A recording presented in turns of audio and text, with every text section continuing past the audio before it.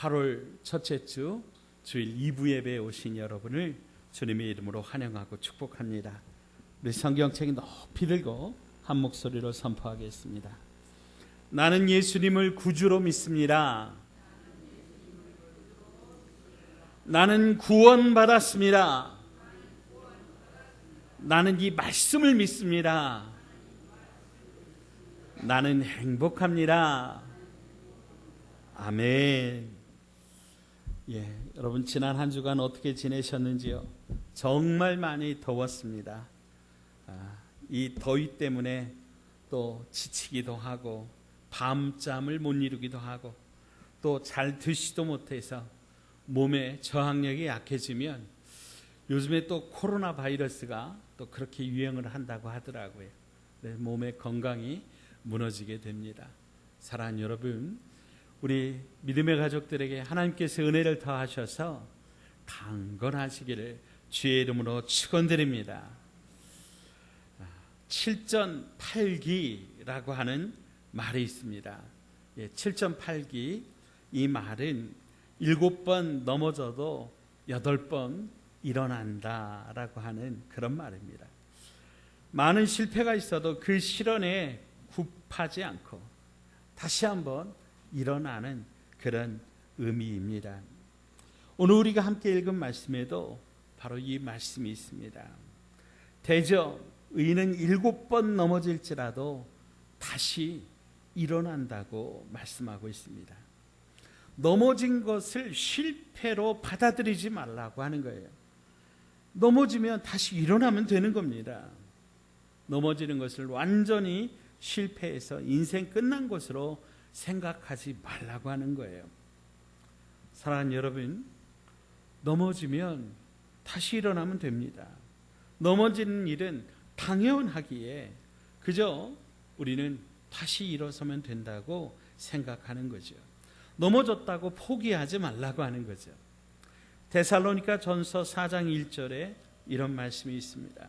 그러므로 형제들아, 우리가 끝으로 주 예수 안에서 너희에게 구하고 권면하노니 너희가 마땅히 어떻게 행하며 하나님을 기쁘시게 할 수 있는지를 우리에게 배웠으니 곧 너희가 행하는 바라 더욱 많이 힘쓰라.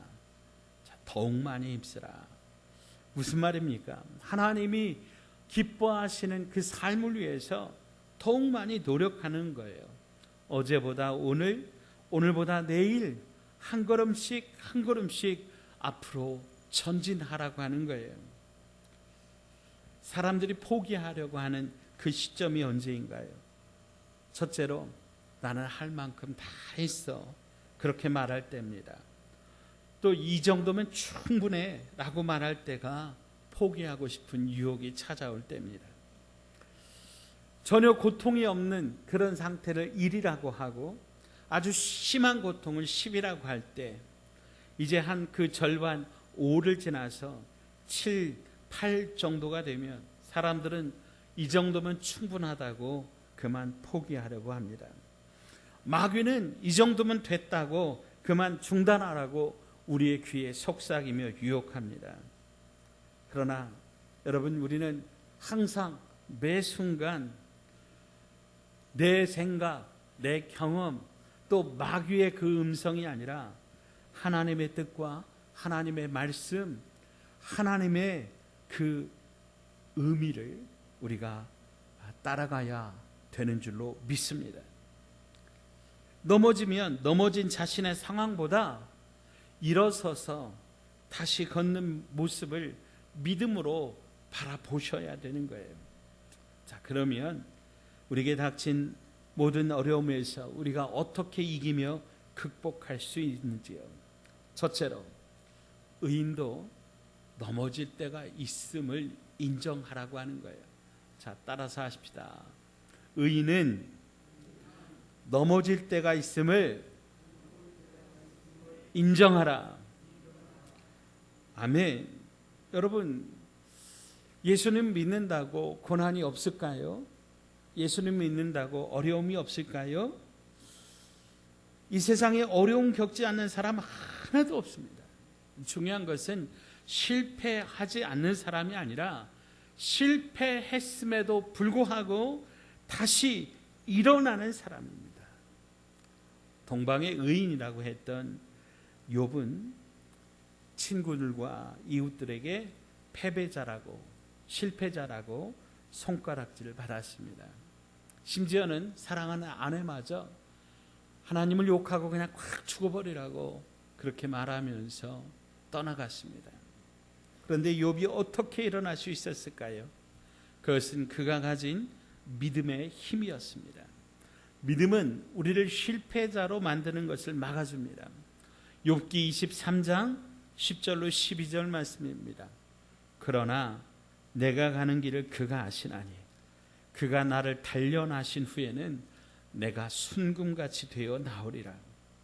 내 발이 그의 걸음을 바로 따랐으며 내가 그의 길을 지켜 치우치지 아니하였고 내가 그의 입술의 명령을 어기지 아니하고 정한 음식보다 그의 입의 말씀을 귀히 여겼도다. 아멘. 욥은요, 자기 상황과 환경과 조건이 아니라 하나님의 입에서 나오는 말씀을 따라서 살았다라고 그렇게 고백하고 있습니다. 여러분, 우리가 따라가야 될 것은 환경과 조건과 내 생각과 내 경험이 아니라 하나님의 말씀임을 여러분 믿으시기 바랍니다. 우리가 주의할 게 뭐냐면 패배의식에 사로잡히는 겁니다. 우리는 의인도 예수 믿는 사람도 넘어진다고 하는 사실을 알고 우리는 주저앉아 있지 않아야 됩니다. 문제는 우리 안에 있는 패배의식입니다. 이 패배의식을 가진 사람은 파멸지향적으로 행동합니다.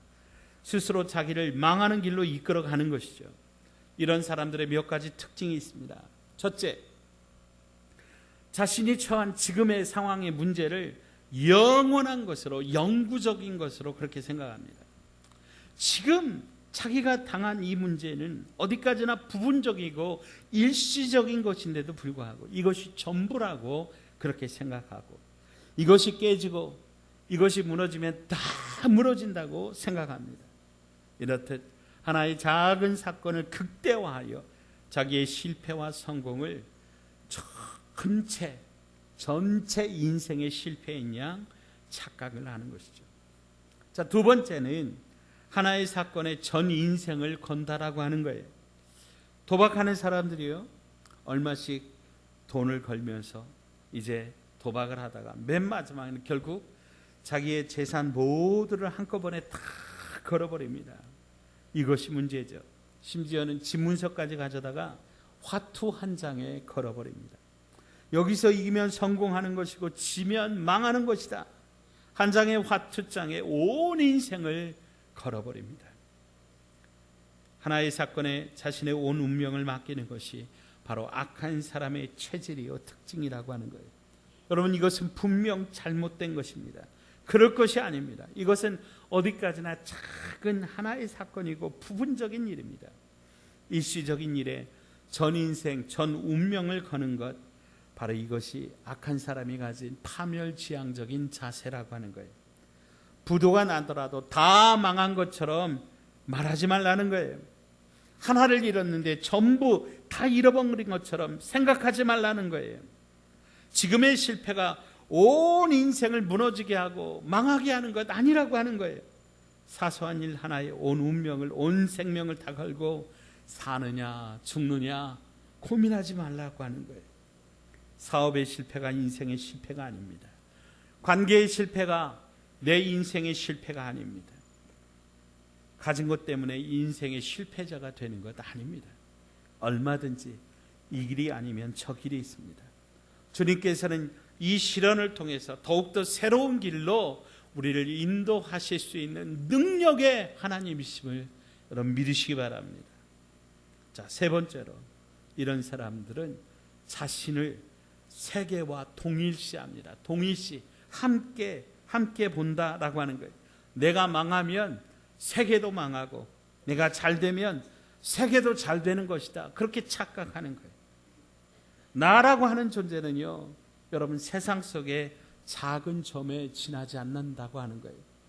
더군다나 내 인생에 일어나는 그 한 사건, 그것은요 작은 점이에요. 그냥 지나가는 거예요.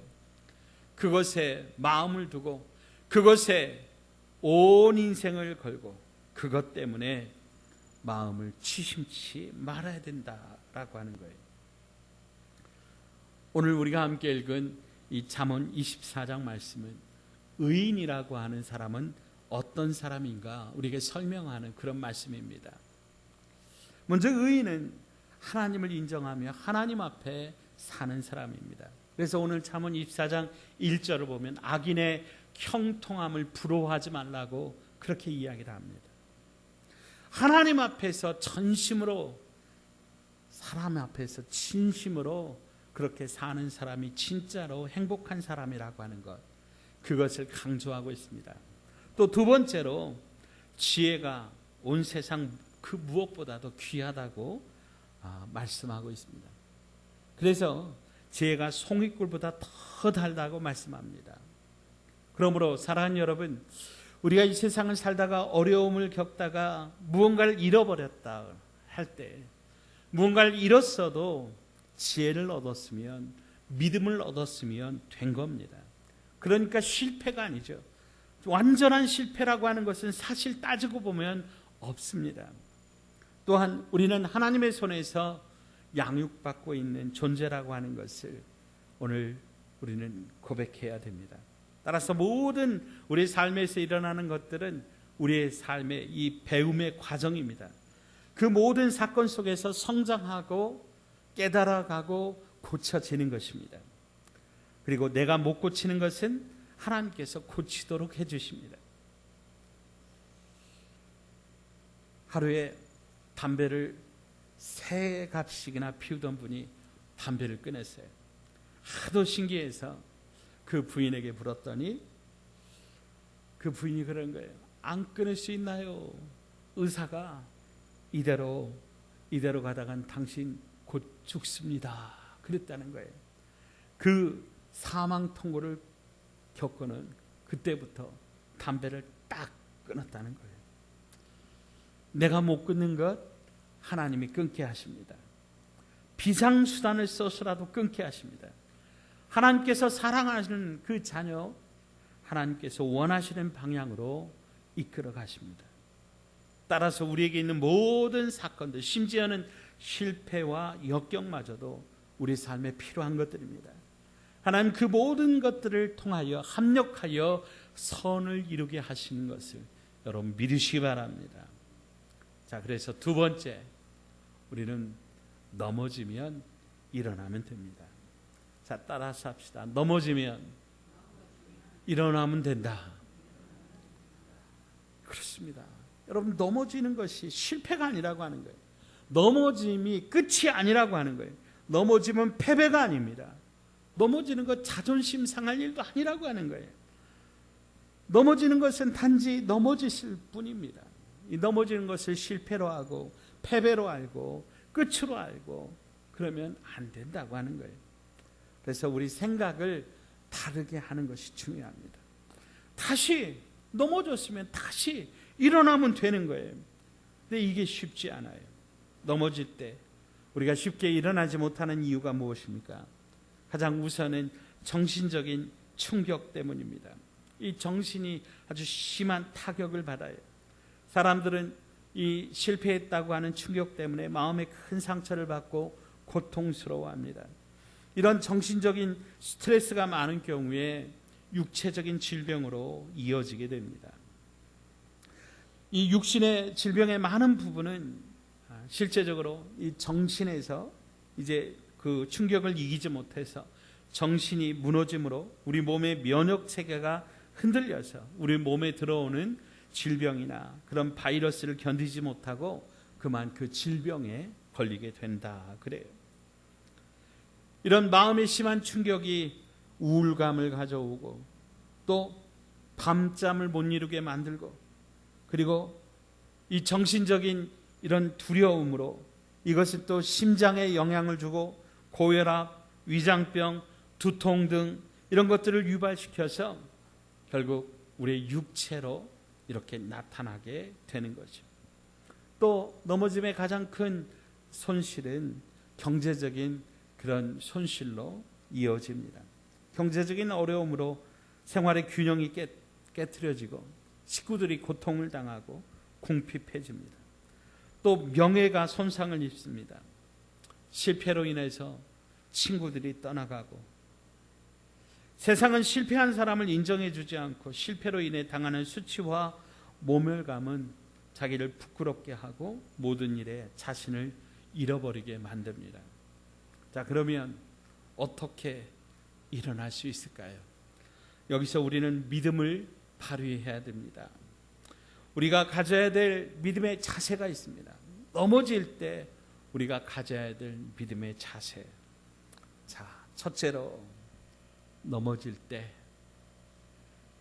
쉬어간다고 생각합시다. 자, 따라서 하십시다. 넘어질 때 쉬어간다.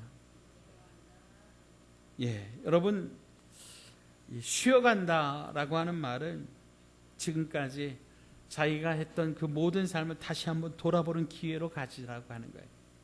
조급하게 생각하지 말라는 거예요. 조급하게 막 그렇게 덤비지 말고 잠시 쉬어가는 틈을 만들어야 한다라고 하는 거죠. 제가 병원에 입원하신 분들께 신방 가서 드리는 위로의 말씀 중에 하나가 바로 이 말이에요. 우리 넘어진 김에 좀 쉬어갑시다. 영혼 육체가 쉬어야 됩니다. 쉼은 재충전의 시간입니다.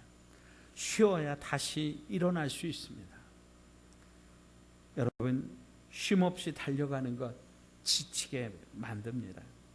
그래서 쉬면서 우리는 다시 한번 일어날 힘을 우리는 회복해야 됩니다. 자, 두 번째로 포기하지 말고 더 열심을 내라고 하는 거예요. 7번 넘어졌다고 오늘 성경 기록하고 있어요. 7이라고 하는 수는 이스라엘에서 좀 상징적인 수예요. 하나님이 7일 만에 천지를 창조하시고 쉬셨잖아요. 그래서 이 7이라고 하는 수는 단순히 이 7, 7을 의미하는 것보다는 많이를 의미합니다. 수시로 넘어졌다는 거예요. 자주 넘어졌다는 거예요. 많이 넘어졌다고 하는 거예요. 그런데 8번째로 일어나라고 하는 그런 의미는 그럼에도 불구하고 실패를 딛고 다시 한번 도전하라고 하는 그런 의미예요. 우리 앞에 어떤 어려움이 있고 그 어려움 때문에 우리가 넘어졌다고 하는 것은 거기서 끝나라고 하는 게 아니라 다시 한번 일어나서 더 열심히 도전하라고 하는 의미입니다. 이것은 하나님이 그를 버리셨다고 하는 게 아니라 하나님께서 그에게 더 좋은 계획을 예비해 두셨음을 의미합니다.